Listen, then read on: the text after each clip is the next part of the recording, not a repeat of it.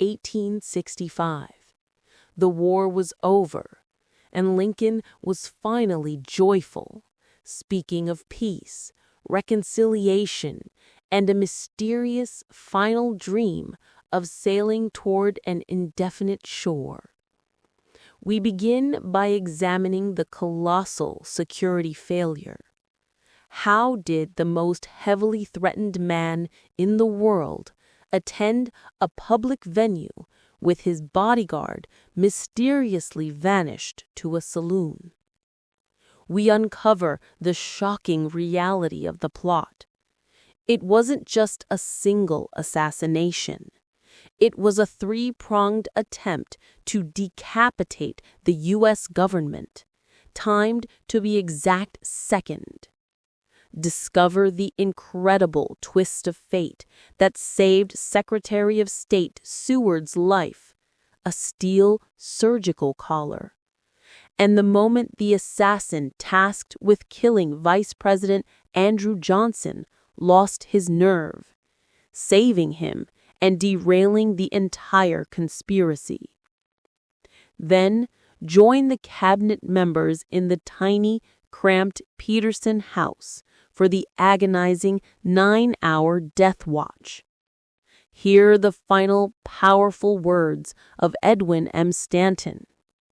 Follow the desperate, agonizing flight of John Wilkes Booth hobbling on a broken leg through Confederate territory.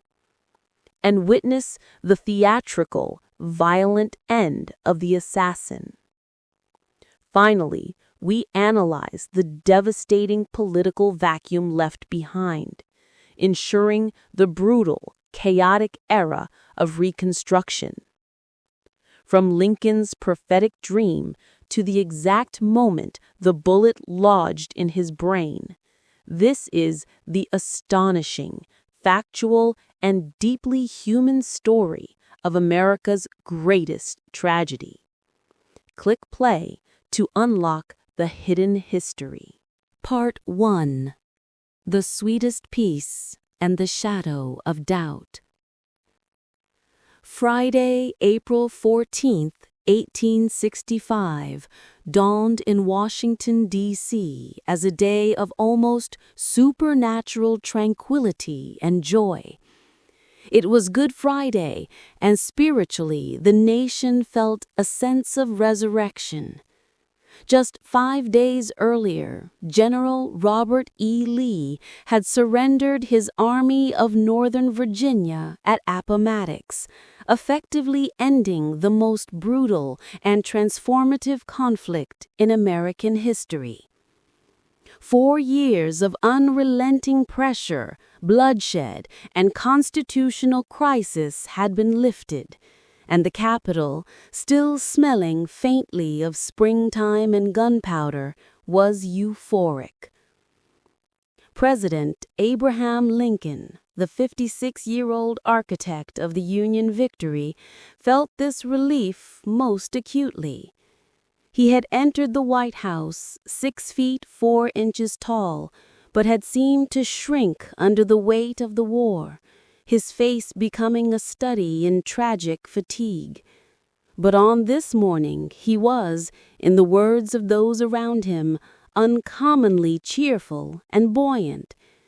He started his day with a relaxed breakfast with his wife, Mary Todd Lincoln, and his eldest son, Captain Robert Todd Lincoln, who was home on leave from General Grant's staff and had witnessed the Appomattox surrender firsthand. The president spoke not of politics, but of the sweetness of peace. He confided in Mary that he longed for a quiet life back in Illinois, dreaming of trips abroad, away from the endless demands of the presidency. The Cabinet of Reconciliation. At 11 a.m., Lincoln called his final cabinet meeting, the first to be attended by General Ulysses S. Grant since the surrender. The atmosphere was celebratory.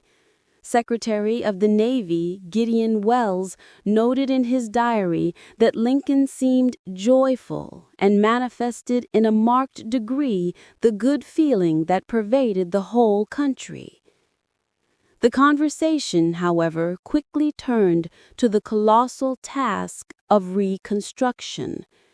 Lincoln laid out his philosophy, magnanimity, and forgiveness. He urged his cabinet not to treat the defeated Confederates as enemies, but as brothers who had temporarily gone astray. He spoke against the idea of making examples of Confederate leaders. His famous phrase, "There has been enough bloodshed," encapsulated his desire for national healing. His policy was not of vengeance, but of malice toward none, with charity for all. The cabinet, previously divided on how to treat the South, was mostly united in support of the president's vision for a gentle transition back to the Union. The ship dream, omen of the unknown shore. In a moment of profound, almost mystical intimacy, Lincoln turned the conversation away from policy to the strange realm of premonition. He recounted to his assembled cabinet members a reoccurring dream that had visited him repeatedly throughout the war, always preceding a major military event, such as the battles of Antietam, Gettysburg, and the fall of Vicksburg. He described seeing himself in an indescribable vessel, moving with great rapidity toward an indefinite shore. He told Secretary Welles, "It relates to your element, the water." He insisted the dream must portend some great news to arrive soon, likely regarding the final surrender of the remaining Confederate armies. His cabinet members, while respectfully listening, dismissed the dream as a simple fantasy brought on by fatigue. But to Lincoln, who often walked a line between rational politics and spiritual fatalism, the dream held a tangible, unsettling weight. He felt himself sailing not toward a known port, but a destination utterly indefinite. The reluctant appointment. That afternoon, Lincoln felt the heavy, chronic fatigue returned. He had been looking forward to a rare, quiet evening, but his attendance at Ford's Theater had been advertised in the newspapers as a public celebration of the victory, with the promise that General and Mrs. Grant would also be present. The Grants, however, declined the invitation, General Grant claiming a pressing visit to his children in New Jersey, but in reality, his wife Julia desperately sought to avoid the volatile company of Mary Todd Lincoln. Lincoln was disappointed, but the performance of the British farce, Our American Cousin, was still set. With only a few hours to spare, a frantic search for replacement guests settled on Major Henry Reed Rathbone, a young, wounded, but dashing officer from a prominent New York family, and his fiancée, Miss Clara Harris, the daughter of a U.S. senator. It was an improvised social arrangement for the president's box, a hasty substitution that sealed their tragic place in history. Before leaving the White House, Lincoln had an exchange with his bodyguard, William H. Crook, who had been a loyal shadow for the past 2 years. Crook, recalling the numerous death threats against the president, pleaded with him not to go out that night. Lincoln, perhaps exhausted by perpetual anxiety, replied with an unsettling fatalism. "Crook, I have had so many threats, so many plots against me, that I have almost ceased to trouble myself about them." As he stepped into the carriage, he turned back, offering a final, strangely formal farewell. "Goodbye, Crook." The guard noted the unusual use of goodbye instead of good night, a simple word that carried the immense weight of an unspoken, final parting. At 8 p.m., the presidential carriage carrying the Lincolns, Rathbone, and Harris rolled down Pennsylvania Avenue toward the gaslight and cheer of Ford's Theater, carrying the president toward the indefinite shore of his dream. Part 2. The Conspirators Stage.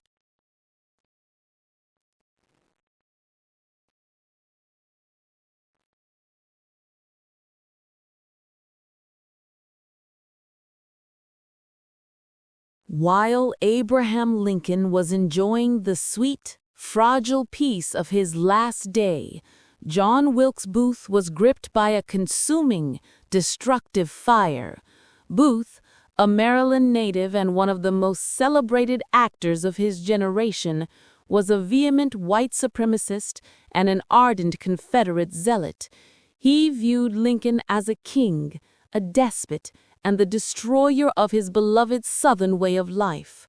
For months, Booth had been obsessed with a plan not of murder, but of kidnapping the president and holding him hostage to secure the release of Confederate prisoners. Lee's surrender at Appomattox, however, shattered this elaborate scheme. The Confederate nation, Booth's reason for being, was dissolving. The act of kidnapping was now meaningless. Only a desperate symbolic act of vengeance remained. On the morning of April 14th, learning that Lincoln would be attending the theater he knew intimately, Booth quickly transformed his failed kidnapping plot into a grand, fatal conspiracy of assassination. His goal was not just to kill Lincoln, but to decapitate the Union government. The targets were the three highest officials: President Abraham Lincoln, Booth's target; Vice President Andrew Johnson, targeted by George Atzerodt; Secretary of State William H. Seward, targeted by Lewis Powell. If successful, the coordinated attacks were meant to plunge the already fractured North into leaderless chaos, allowing the Confederacy to rally or achieve more favorable surrender terms. The tools of treason. Booth, using his unparalleled access as a star actor, spent the afternoon preparing Ford's Theater. He drilled a small hole into the door leading into the presidential box, allowing him to peer inside and ascertain the president's location before entry. Crucially, he also fashioned a small wooden brace to jam the outer door shut once he was inside, ensuring his seclusion from anyone trying to follow him. He stored his weapons, a single-shot, palm-sized .44 caliber Derringer, and a large hunting knife in his box at the theater. He met with his co-conspirators in a flurry of nervous, last-minute planning. George Atzerodt, the assigned killer of Vice President Johnson, was a German immigrant and a shaky, reluctant participant. He was directed to the Kirkwood house where Johnson was staying. Lewis Powell, alias Lewis Payne, a massive, powerful former Confederate soldier, was tasked with the most brutal and difficult murder.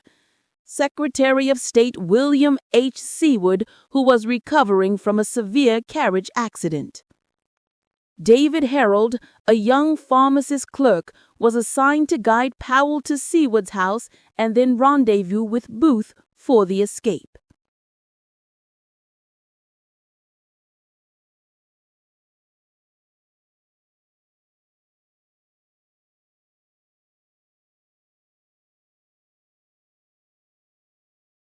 The plan was for all three attacks to occur simultaneously at 10:15 p.m., ensuring maximum shock and minimal time for reaction. The failure of the vice president's killer. The conspiracy, however, began to fray even before the president left the White House. George Atzerodt, tasked with killing Vice President Johnson at the Kirkwood House, utterly failed. Overwhelmed by fear and a crippling lack of courage, Atzerodt spent the evening drinking heavily at a Washington saloon. He walked near Johnson's hotel but could not bring himself to go in. He eventually wandered away, checked into another hotel, and fell into a drunken stupor, a loaded pistol lying uselessly under his pillow. Vice President Andrew Johnson, completely unaware that he had been spared by the cowardice of a co-conspirator, was safe. The bloody scene at Seward's house.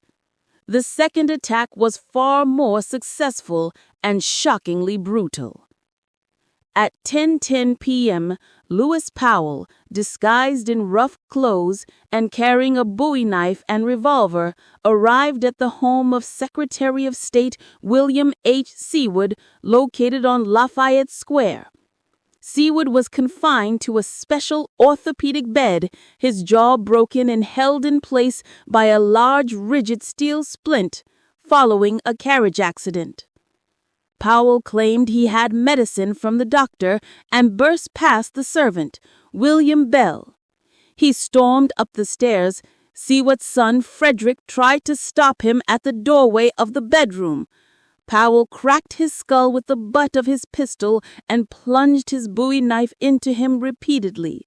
The male nurse, George Robinson, then rushed to defend the secretary, and Powell attacked him too. Reaching Seward's bed, Powell savagely plunged his massive knife into his face and throat multiple times. And an incredible twist of fate, the very steel surgical splint intended to hold Seward's broken jaw together deflected the most lethal blows. The attack left Seward horribly mutilated and hemorrhaging, but the steel saved his life.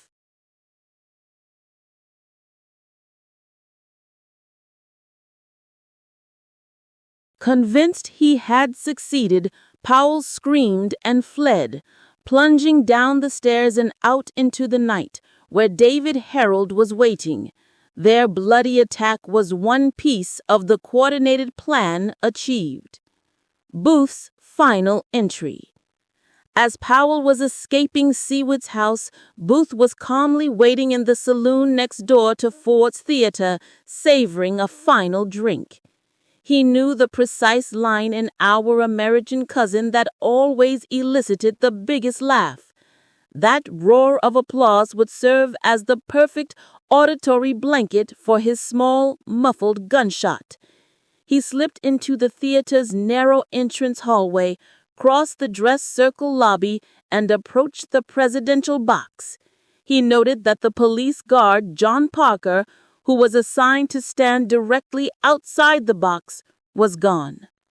Parker, a man with a poor service record, had slipped away ostensibly for a drink, leaving the President of the United States entirely undefended.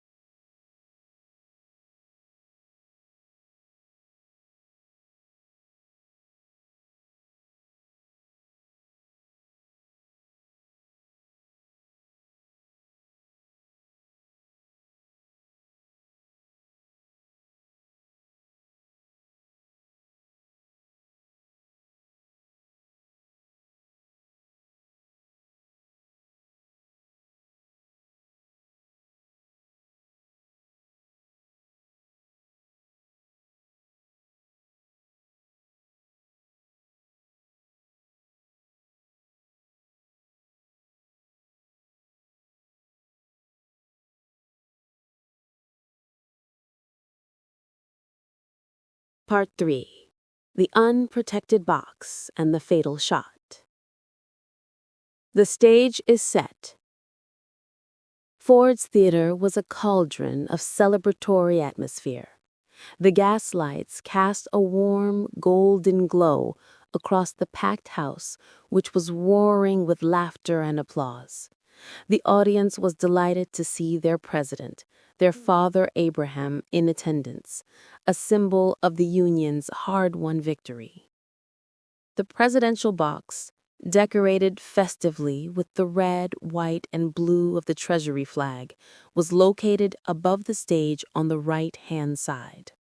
The Lincolns and their guests, Major Henry Rathbone and Miss Clara Harris, had arrived late, around 8:30 p.m., causing the orchestra to stop the show and strike up "Hail to the Chief" in their honor.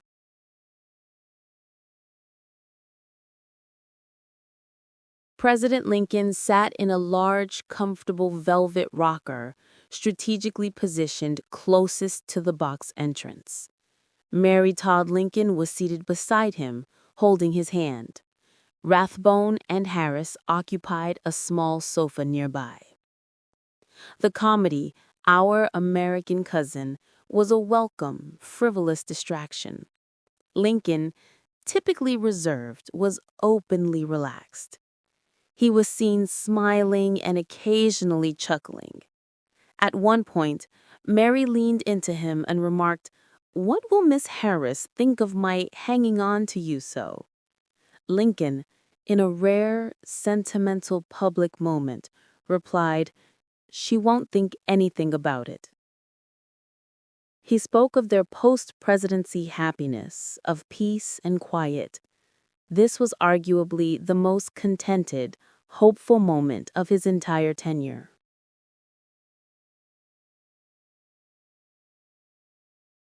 The missing guard and the final moments.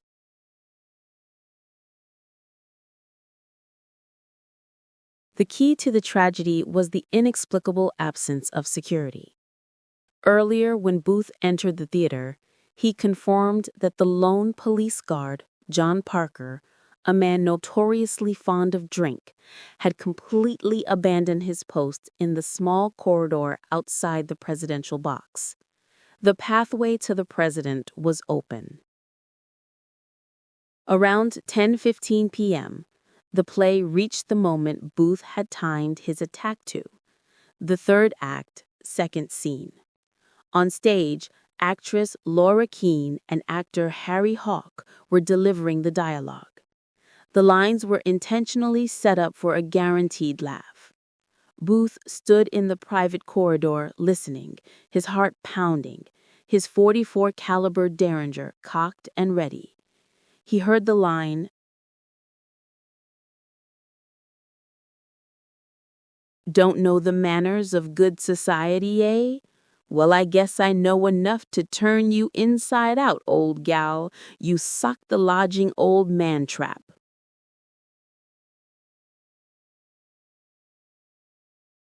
A huge rolling wave of audience laughter swept over the theater. In that deafening instant, Booth silently slipped through the inner door of the box, now less than 4 feet from the president. He raised the small, powerful Derringer, aimed it at the president's head just behind the left ear, and pulled the trigger. Blam!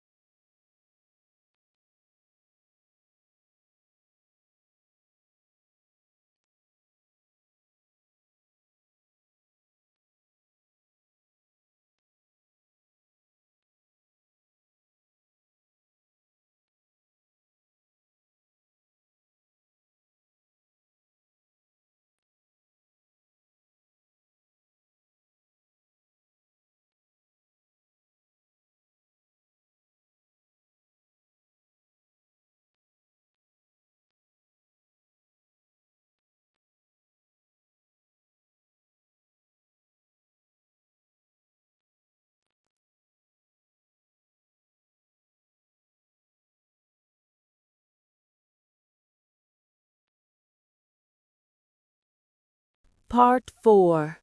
The Death Watch. The scene of utter chaos. Inside Ford's theater, the sudden transition from uproarious laughter to screams and panic was deafening. The audience, initially unsure if the events were part of the play, now recognized the awful, impossible truth. Women were fainting. Men were climbing over seats to reach the stage. The first person of medical training to reach the presidential box was Dr. Charles Leal, a young army surgeon who had been enjoying the play only 40 feet away.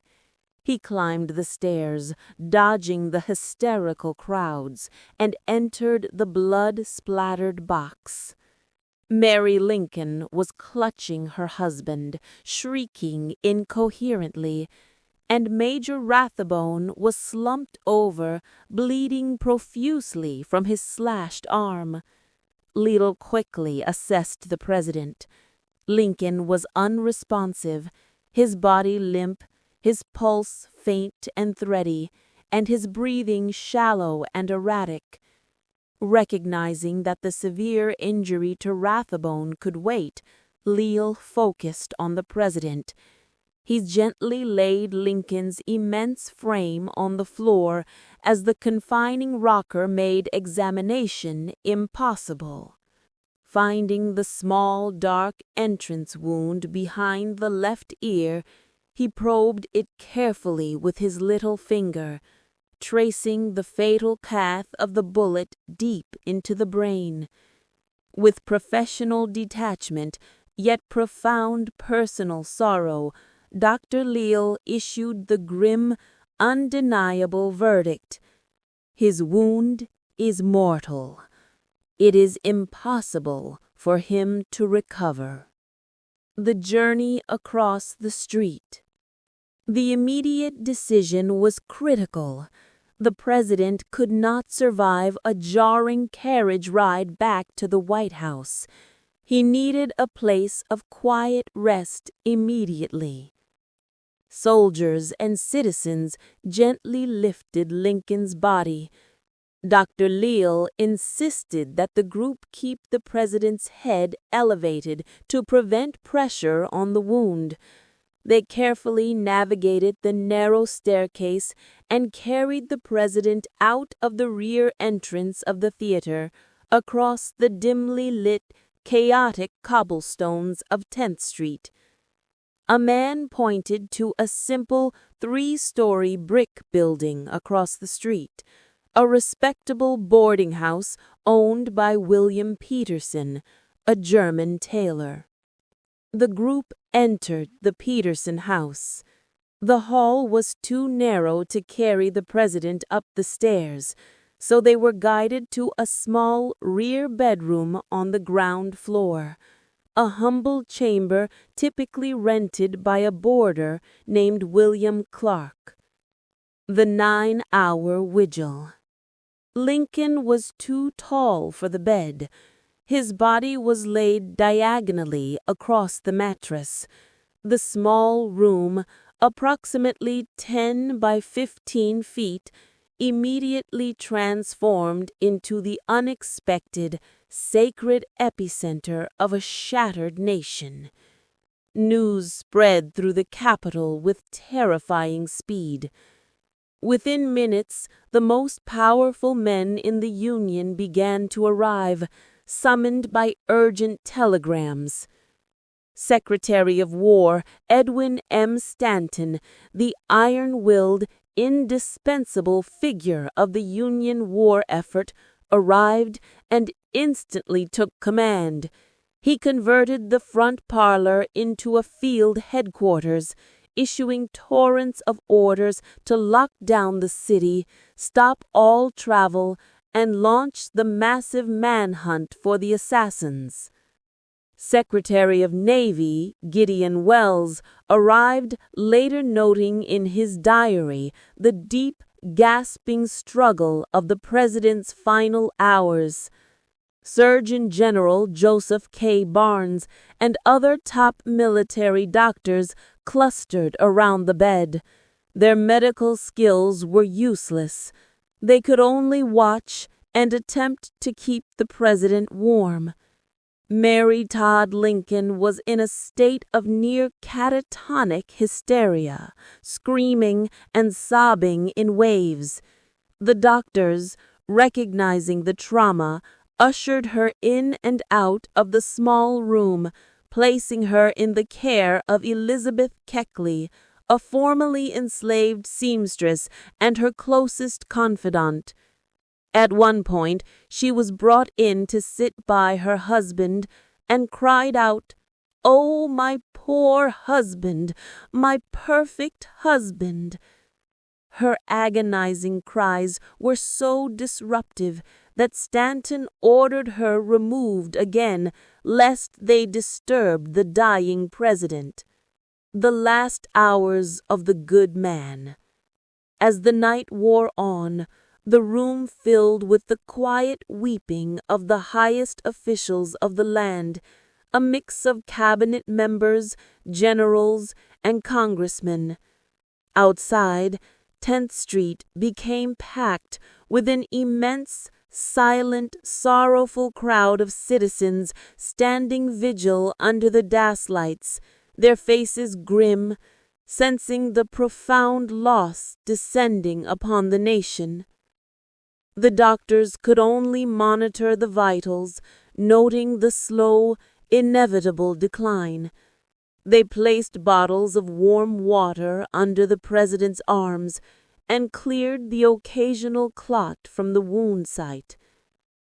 In the hours toward dawn, the president's breathing became shallower, and the period between breaths grew longer. It was a rhythmic, agonizing process known as Cheyne-Stokes respiration, a heavy, rattling inhalation followed by a long, silent pause. At 7 a.m., the sun rose over Washington on that fateful Saturday morning, April 15th, 1865. The president's pulse weakened further, his breath barely perceptible. Finally, at 7:22 a.m., Alexander Lincoln took his last breath. A profound, absolute silence descended upon the small, cramped room.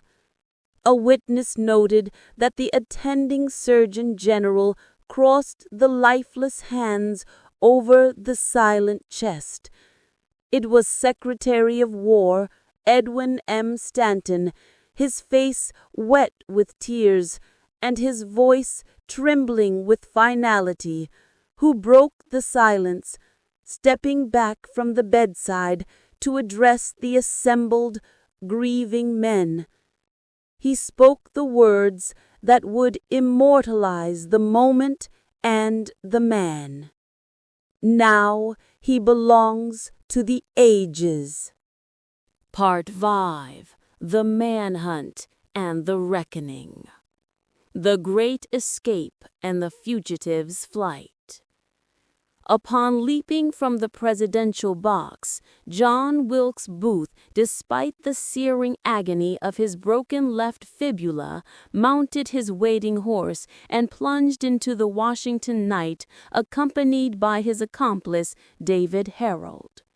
Their immediate goal was to cross the Navy Yard Bridge into southern Maryland, a region strongly sympathetic to the Confederacy and riddled with safe houses.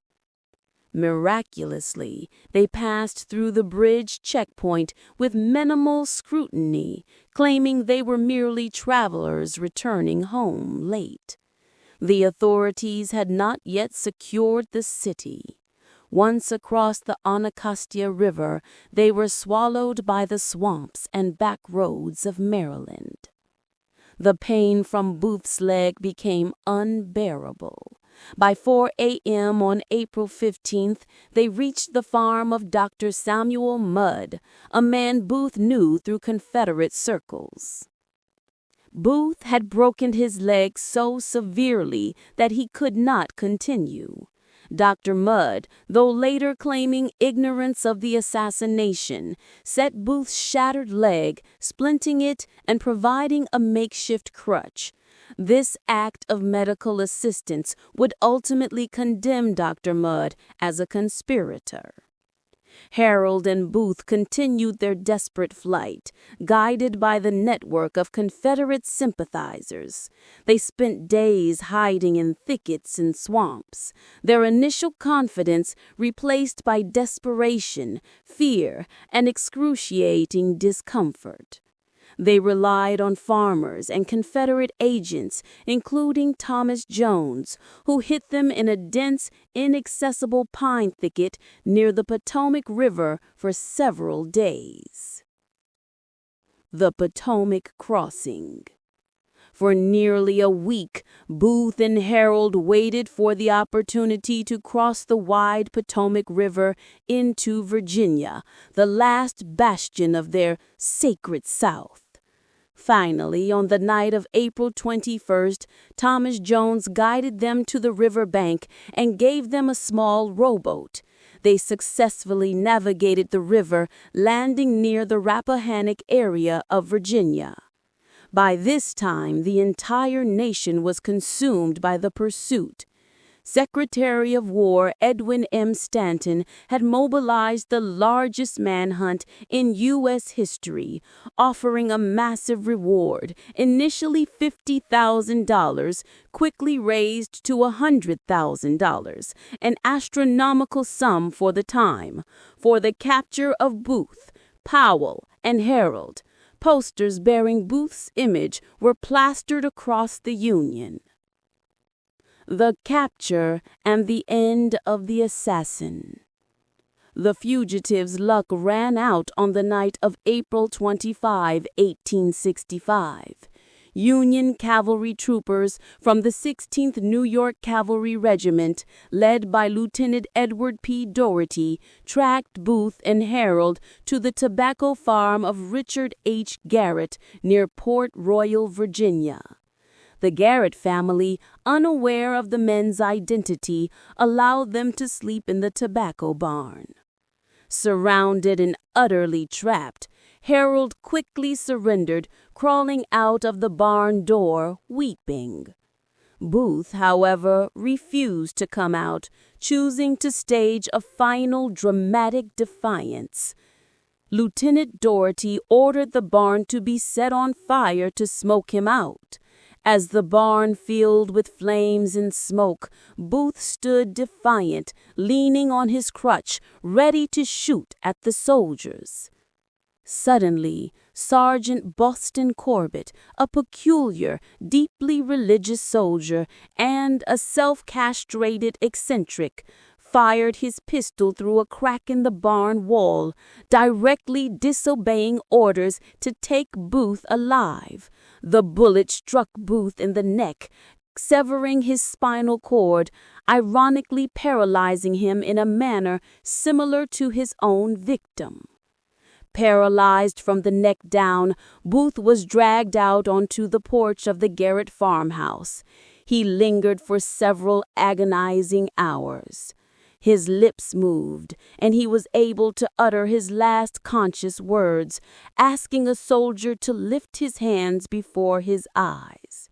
Staring at his useless, paralyzed hands, he whispered his final, pathetic reflection on his life and his cause. Useless, useless. He died shortly after sunrise on April 26, 1865, 12 days after the assassination. The tribunal and the harsh justice. The captured conspirators were subjected to a swift and highly controversial military tribunal, not a civil court, which Stanton justified by arguing that the assassination was an act of war perpetrated by Confederate agents.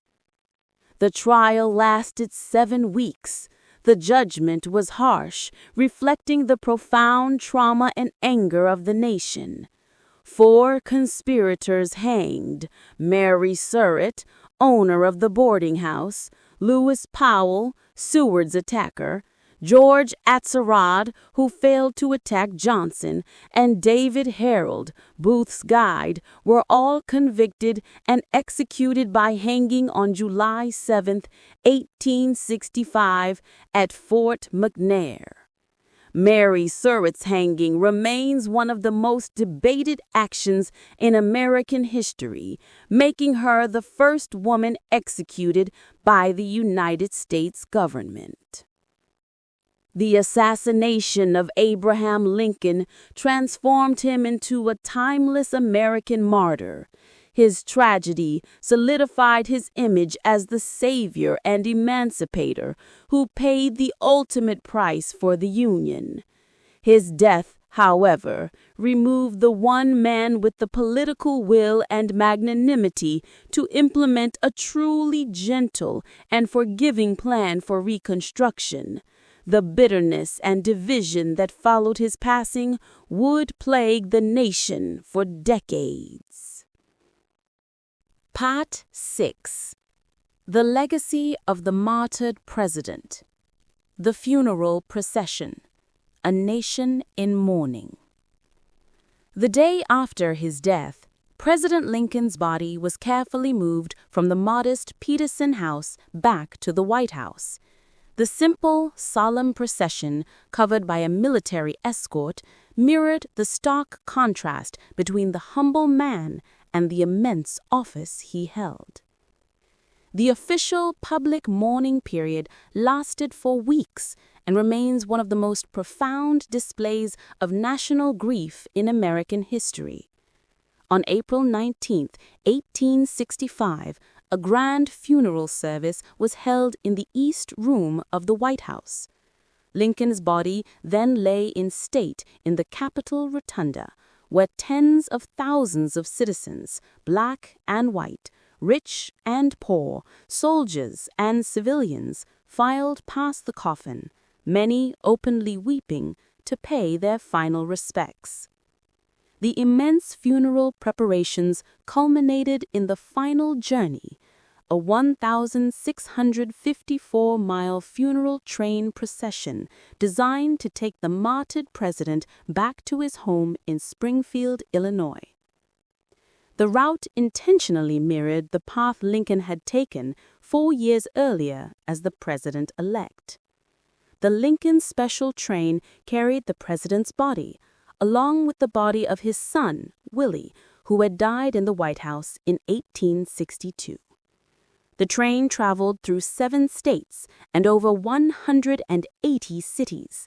At every major stop, Baltimore, Philadelphia, New York, Albany, Cleveland, Chicago, the coffin was removed and placed on public display for masses of people. An estimated 7 million Americans, almost a quarter of the Union population at the time, either saw the train pass or viewed the coffin. The spectacle of mourning was vast and overwhelming, transforming the collective relief of war's end into a shared, unifying national trauma. The funeral became a political and psychological process that cemented Lincoln's status as a sacred figure and the ultimate sacrifice for the Union.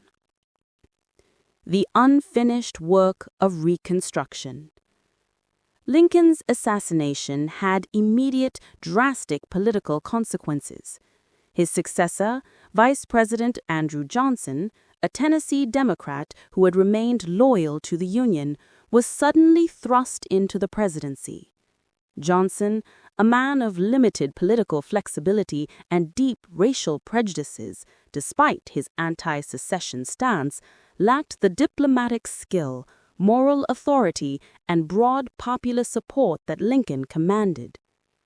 Lincoln's plan for Reconstruction, outlined in his second inaugural address, was one of malice to none with charity for all.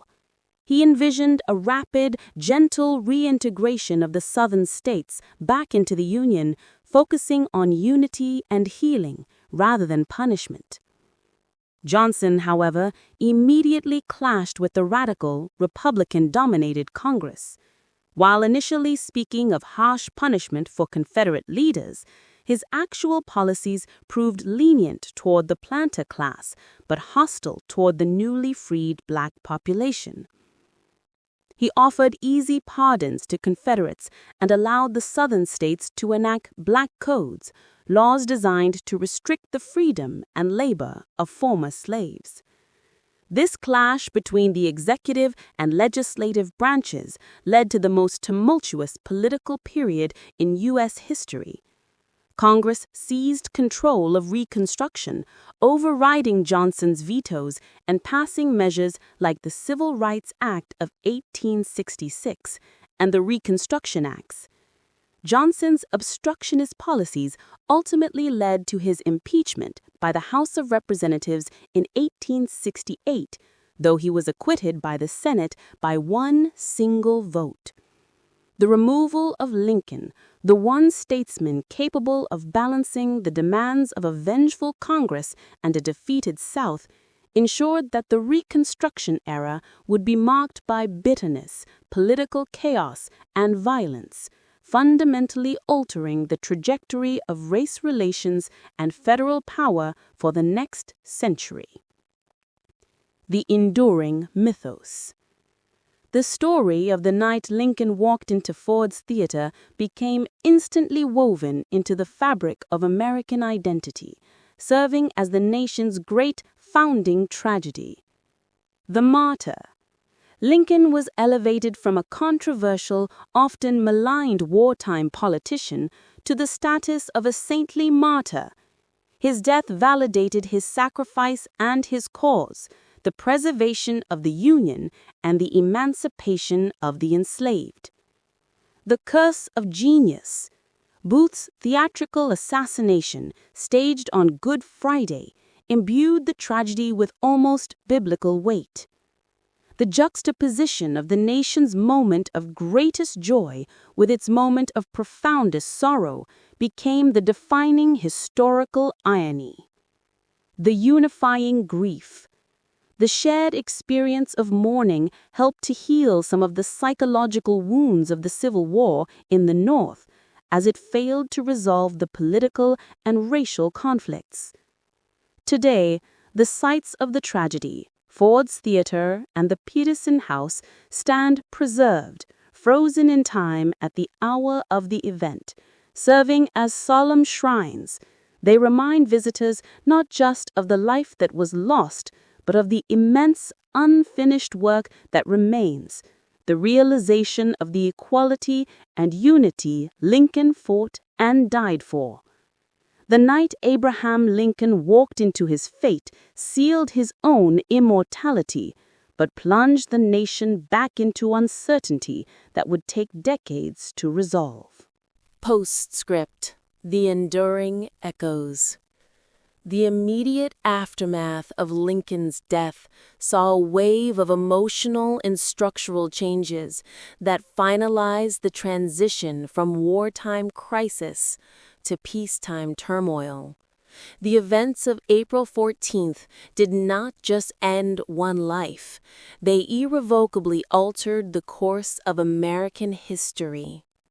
The fate of the conspirators remains. Following the executions of the four main conspirators in July 1865, their bodies, along with the body of John Wilkes Booth, were buried secretly in unmarked graves within the Arsenal Penitentiary, now Fort McNair. Secretary Stanton, fearing that the graves of the assassins would become shrines for Confederate sympathizers, demanded secrecy.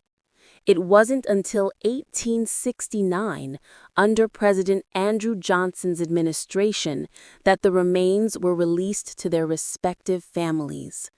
Booth's body, His remains were eventually transferred to the Booth family plot in Green Mount Cemetery in Baltimore.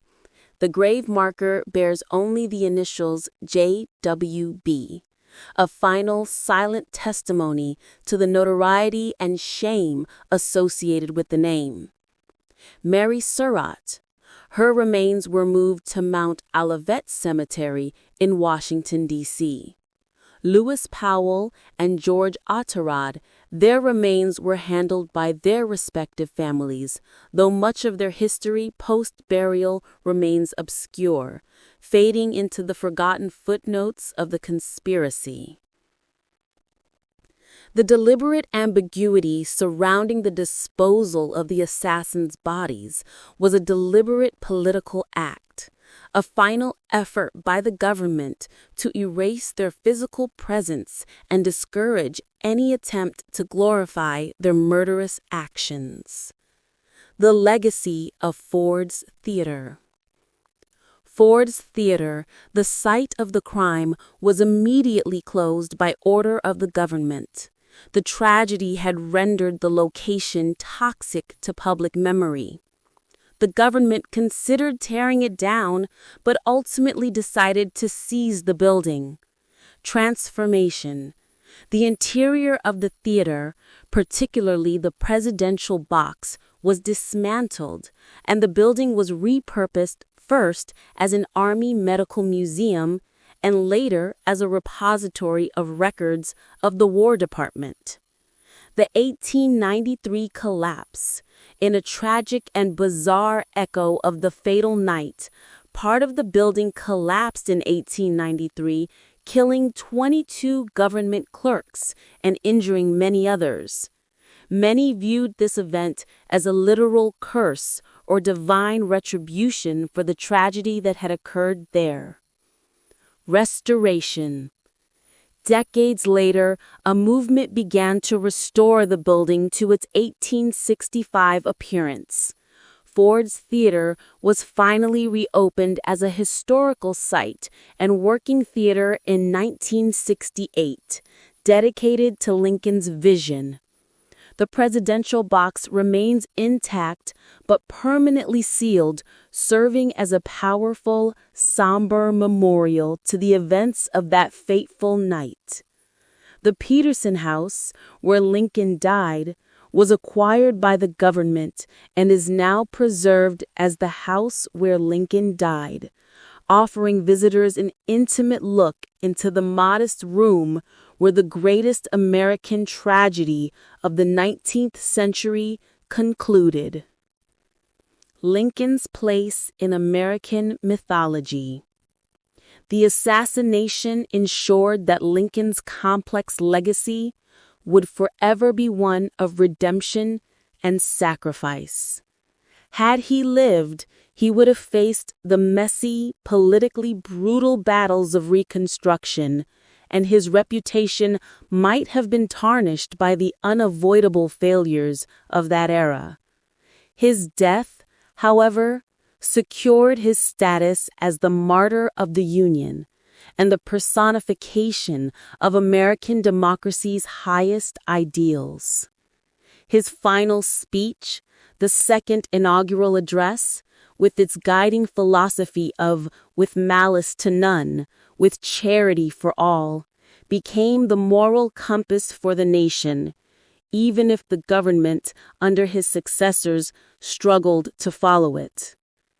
The entire episode, from the buoyant peace of the morning to the terror of the gunshot, and finally to the solemn procession, stands as the most definitive narrative in American history, marking the end of the Civil War and the true birth of the modern unified nation under the bloody banner of a supreme, unforgettable sacrifice.